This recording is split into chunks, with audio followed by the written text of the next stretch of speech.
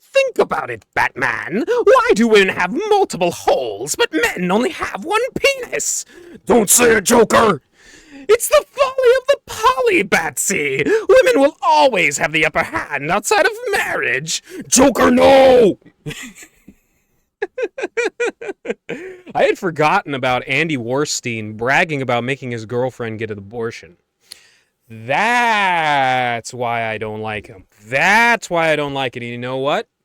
People who are pro-abortion tend to be pro, other things that are kind of immoral and skirt the gray zone of legality as well.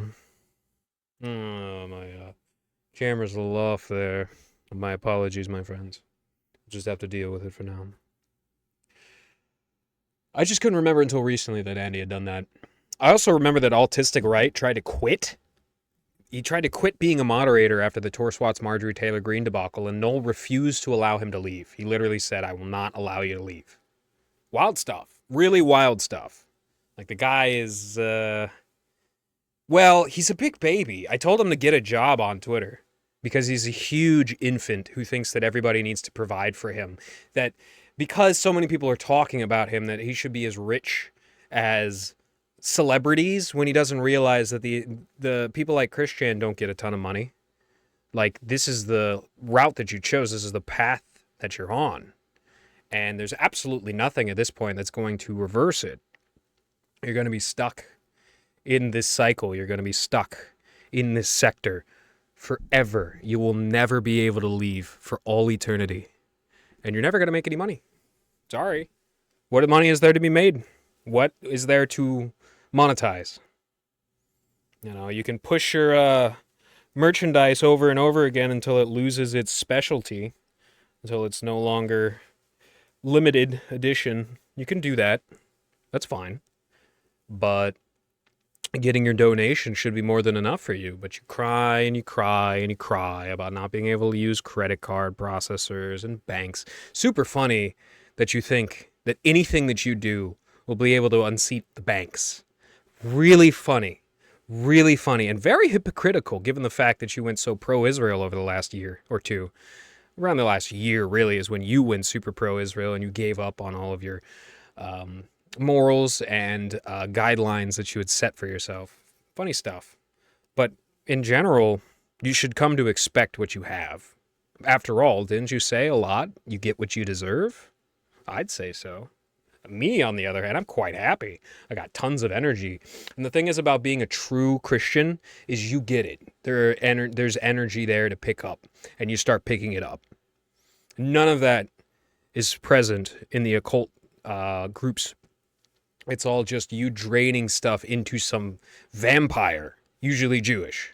And that is a waste of your life. It's a waste of your life force. It's a waste of your life essence. None of the opportunities that you're afforded by humiliating yourself repeatedly are worth it at all. And everybody knows this at this point. Everything's diagonal. I apologize.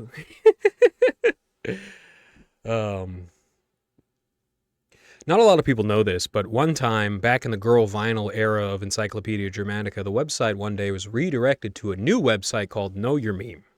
The domain was sold. Know Your Meme is apparently decent, though. It's got a good catalog and explanation of the various memes that pop up are omnipresent in people's psyches, and thus people touch them, and they're touched by them, and they're archetypes. None of the things that people try to force ever become anything but a flash in the pan or in-group signaling. That's the other thing that it can be, other than something that, pops up, is Millhouse to the point where people then take that as something that they hate.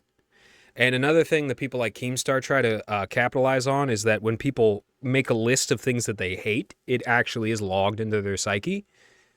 And that's that. That's the entire mechanism behind the most fake and greedy part of the sector, who's probably made more money off of grifting the sector than almost anybody else in the sector.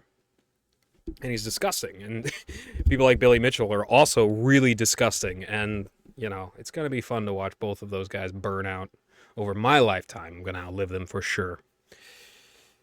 It's Is it just me? Am I crazy? Or is Milwaukee the Delaware of the Midwest?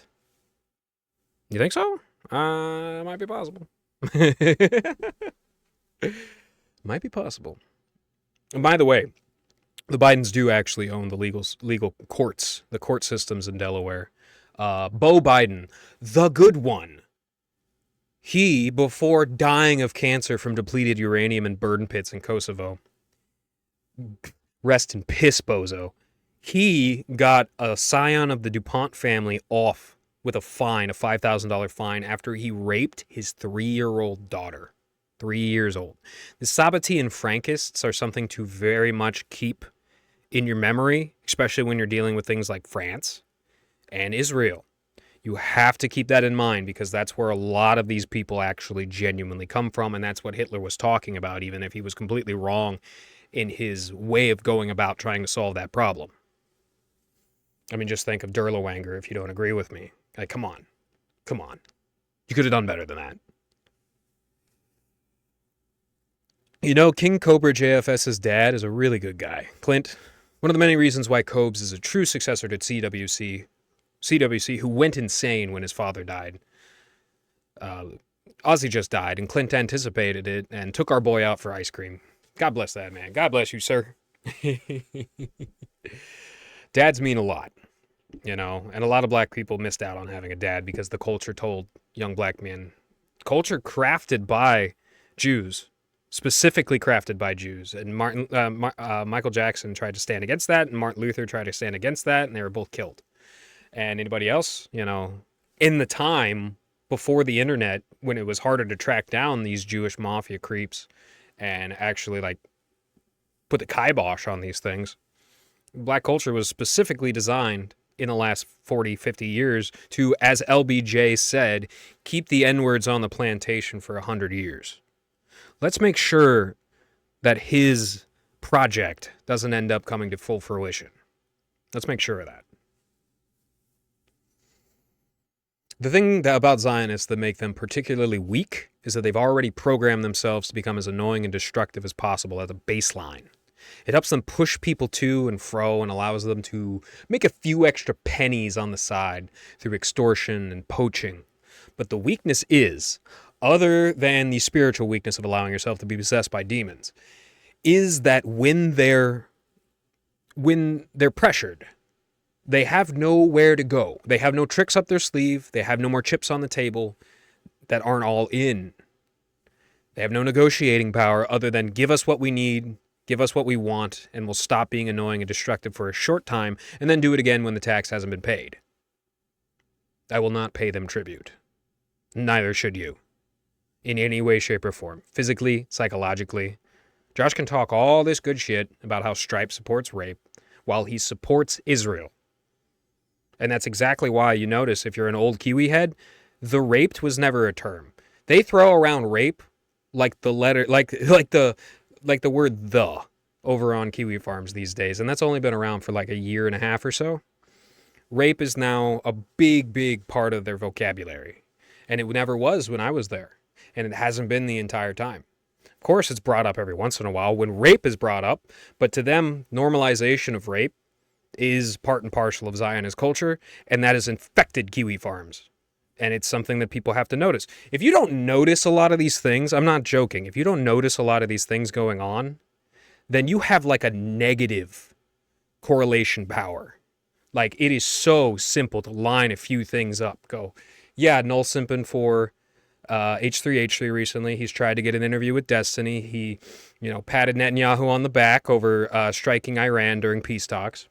He's done all these things very recently, and he's done that with the explicit goal of selling out when he got back to America, because he really truly thinks, he believes the propaganda that Israel has more control of America than they actually do. Here's how this has worked. The Rothschild family and proto-Zionists controlled New York way back in the day. 200 years ago, it was completely controlled by them. 150 years ago, it was completely controlled by them. They induced the Great Depression. See, the Great Depression isn't something that really happened all over the country, but it affected people very badly to fund a war effort that destroyed Bulgaria, Hungary, Persia, To fund a war effort that destroyed these nations, Woodrow Wilson caused a lot of people to overfarm, export. People starved, and their land, the topsoil in their land, desiccated, and that's where the Dust Bowl comes from. And that coated other crops, and people starved in mass. That had a lot to do with the Great Depression, but the Great Depression also came from in 1890. We exported a tremendous amount of our own wealth. Exported it, just gave it away. That would have never happened if Abraham Lincoln wasn't killed and things weren't drastically changed after his assassination. So you have a lot of these Freemasonic killing of the king rituals that take place. Lincoln and Kennedy was driving in the Lincoln when he got, it starts to get a little weird when you start noticing those patterns, right? But Freemasons actually really do get off on being able to pass this propaganda around on a closely guarded pamphlet that they take back as soon as you see it, essentially. But people have been able to blow the whistle on a lot of these organizations for a while, and there is a York rite of the killing of the king that has taken place many, many times when they assassinated England's rulers, when they assassinated Scotland's rulers like Mary, Queen of Scots, when they assassinated people in Ireland. There is a lot there. There's a lot there. And what's interesting is people think that the pagans were good and not easily tricked, and that the early Christians were also all Christian, and that it's propaganda to say that the Vikings, spurred by King Harold of Norway, were not actually ever attacking Christian settlements, because the Celts didn't. It's true. The Celts didn't. This is well recorded. But the Vikings did. This is also well recorded. And the reason why is because King Harold invited a tremendous amount of Jews. And King Turlo of Ireland said, get the hell out of here. And his decision to say, get the hell out of here, I'm not going to take your tribute, is the reason why his country was raided over and over and over and over again. And why Dublin turned into a slave port, because these slave traders have slave trading networks that they've set up through the Phoenicians for thousands of years. That's something to notice. Yes, the Viking creeps that sacrifice children up in Indiana, yes, they are propped up and funded by a Zionist apparatus that can get control of courts and can get control of local police departments, but they'll flee from place to place, and they will only take advantage of people who don't notice things. And a vast majority of our country is getting wiser and wiser and wiser. And that's that, It's important to note all these things.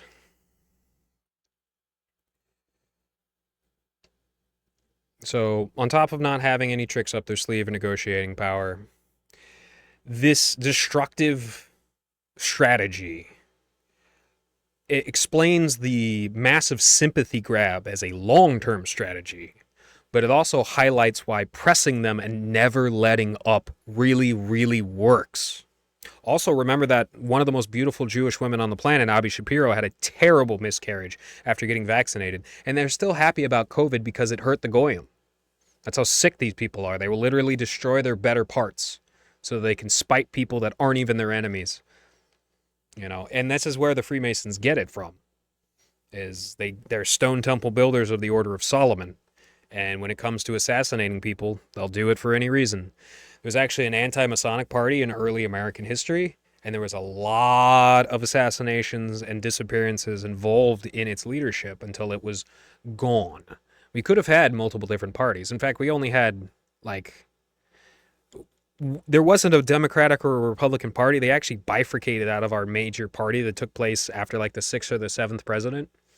After Andrew Jackson tried very, very hard to prevent banks from infiltrating the country, but then his vice president, Martin Van Buren, somebody who was obsessed with things like pornography, invited the international banks into America, but he was chosen by Andrew Jackson as his vice president, so Andrew Jackson is definitely not free of sin. I like how he handles legal arguments, though. He handles it like a man instead of trying to push it through the sissy pansy courts. And that's venerable. That's venerable. Handle your stuff like a man. Handle it over the long term. And if push comes to shove, you can always shoot a guy. A true American patriot. But yeah. The Democrat-Republican Party bifurcated in a certain point into Democrats and Republicans, but it's literally a singular party. It comes from a singular party, and that singular party's symbol is the same symbol as the Masonic Jacobin French. It's like a parasol with white, red, and blue. Yes, sir. Yes, sir. So Now that you know, we can move forward in a better future, you know what I'm saying? Here's the thing about the recent wave of Trump hate, and I've been catching a ton of flack for defending him, but I'm not relenting. We could have had this conversation in 2016. Could have happened. Or in 2018 when Epstein was killed.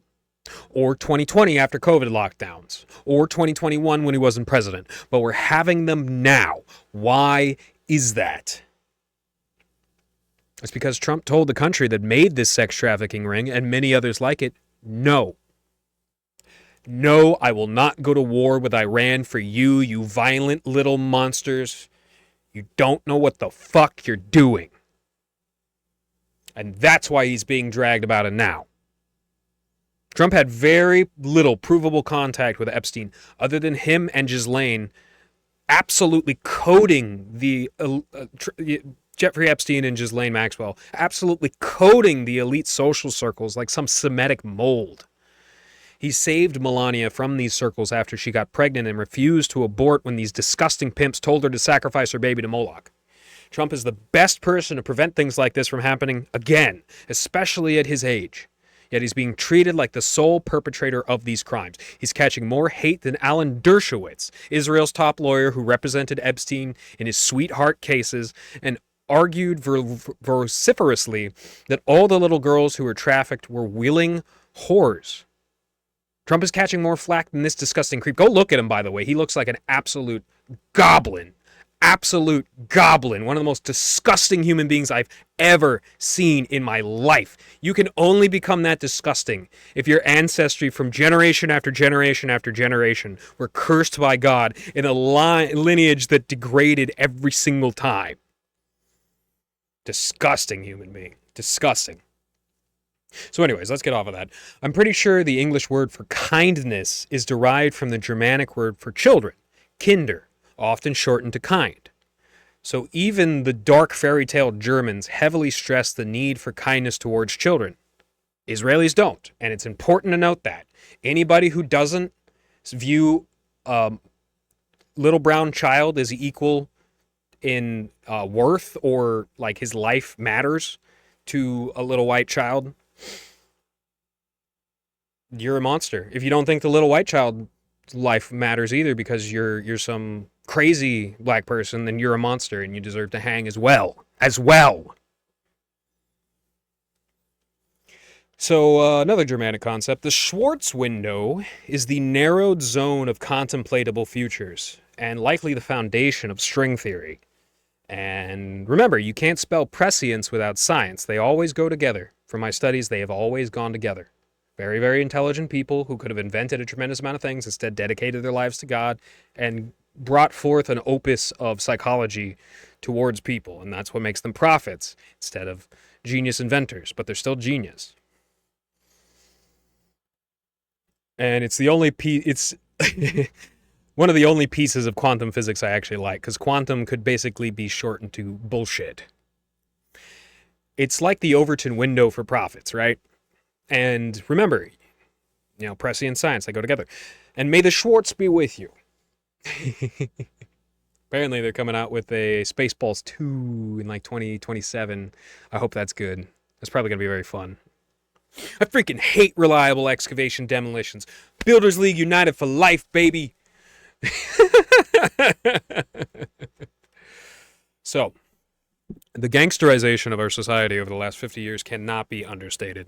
There's a solid line one is able to draw between the corruption of the hippie movement in the 70s, the corruption of the hip-hop movement in the 90s, the corruption of the pro-police, pro-military movement in the aughts and teens, and even the corruption of the notion of camaraderie in recent years. It's easy to look at these movements cast in darkness as evil, impotent, any other reflection of the current system it inhabits, but that doesn't mean that those underpinning notions, the deeper roots that led to these fruits, that doesn't mean they don't come from valiant sources. The shadow cast is the shadow of a mighty mountain. Once strong and stalwart, now hollowed out from the inside, onward, only a phantom shell of its former strength. But there is where the prophet for humanity can be revived. To not let the shadow envelop the light, which requires many things. One must allow suffering to speak. You must bear witness to sorrow and hatred. You must see eye to eye with the least of thee. You must be willing to take the slings and arrows of adversity in stride.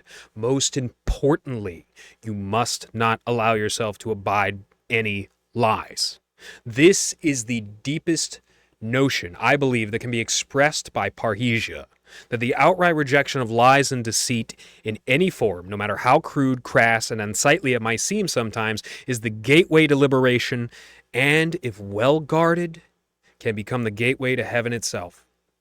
To live a holy life wrapped in the eternal light of God, instead of grasping, clasping, clutching to the fake, to the fear, to the vice, and the virtue that pats itself on the back needlessly. By the end of a good life, you are wounded, bruised, scarred. When you emerge from your hero's journey, you will have changed into a being that more resembles the light, as opposed to the worldly, and thus ultimately hollow, though penultimately pleasurable, darkness of the world, which leaves you so drained of purpose and fulfillment that suicide seems your only option. As the holy man will look back at every step, trial, and tribulation alike and remark how they surely must live in heaven, the unholy man will look at the sand they grasp slipping through their fingers as the sands of time slip through each and every one of our hourglasses, and cry out, "Abandoned by God am I! It was all for naught! Please, I would do anything for just a little more time!" And thusly die in darkness, shamed and swallowed by a beast that has already bled to death a long time ago. All right, y'all. Hope everybody takes care. Don't get caught up in nonsense. Look to the future. From this wonky studio, cheers.